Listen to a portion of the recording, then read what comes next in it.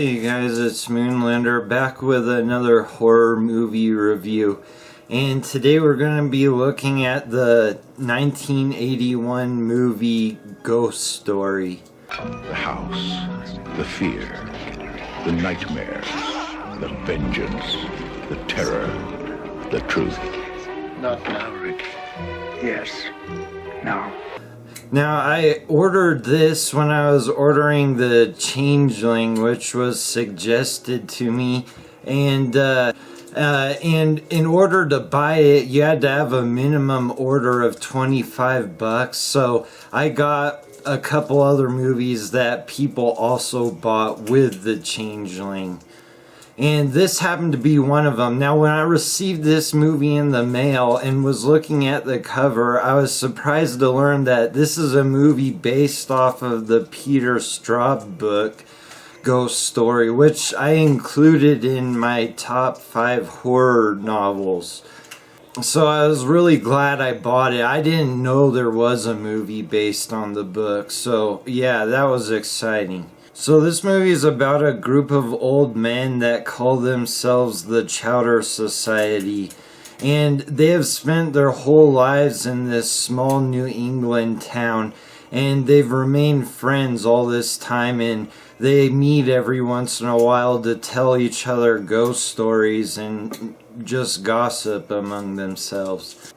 Now, one of these old men's son falls out of his apartment building window and dies.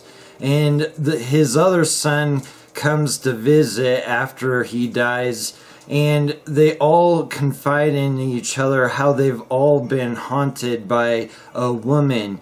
And they also believe this woman to be responsible for the brother's death. So now they've got to figure out why this woman is haunting them and what she wants and who she is exactly before they die as well. This peaceful New England village, something happened. Something too terrifying to remember.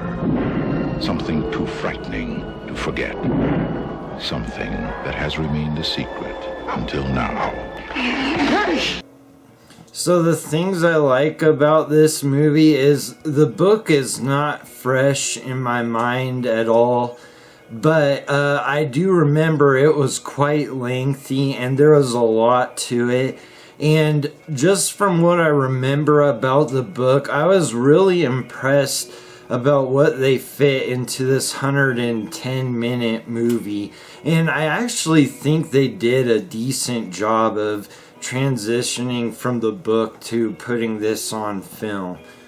And they even include these flashback stories in the movie, 2 important ones, and I thought each of them was done well, and they were done in a way that made them fit well for the movie. And I definitely think this movie is dated, but at the same time, I actually thought there was some pretty creepy and scary parts in this movie. Get away from her, Dave. What are you? She's dangerous. Listen to me, please.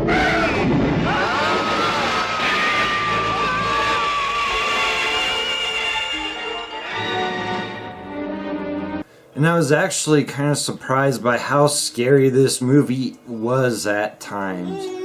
And now, my favorite role that was filled in this movie was the Alma character, the ghost woman. And they got this woman, Alice Krieg, to play her, and I thought she did a good job. And I was also surprised by this movie. It included some pretty strange sexual content to put in a rated R movie. Now, they included a scene of a guy playing footsie with a woman's naked breast. And then there was also a pretty aggressive sex scene. And I just found both of them to be surprising. I don't know, I guess that fits into the good things. So the things I didn't like about this movie is this was only really noticeable to me in the first half of the movie, but I thought the guys playing the old man of the Chowder Society Their performances seemed forced and unnatural, and I really thought it was terrible. And I'm glad I didn't really notice it as much in the second half, because when the movie started I was like, oh man, this has bad acting in it. And now before I was doing this review, I saw that this movie has 4 Oscar winners in it. I'm not sure which ones exactly. I mean, I just didn't really care to look. And I can definitely say I wish that the makeup work on the ghouls that they have in this movie was a little better. I mean, it looks pretty good, but it just doesn't look real enough, and it kind of takes you out of the experience a bit and makes you realize, yeah, this is just some old, ghost movie. And at the beginning of this movie, when the brother falls out of the apartment window, now this scene was really bizarre and it was really done poorly. I mean, I don't know why they chose to even include it. But anyway, so after he falls out the window, you get a backdrop that looks like something's falling out of a skyscraper, and the actor's in the middle of it spinning around and he's completely nude. I mean, you see his wiener and everything. It's really weird. Now, I think if they just would have shown him go out the window, that probably would have been sufficient. So my final thoughts on this movie is, now I remember when I was reading this, I thought about it being made into a movie pretty much the whole time. And this isn't exactly what I had in mind, but it is pretty good.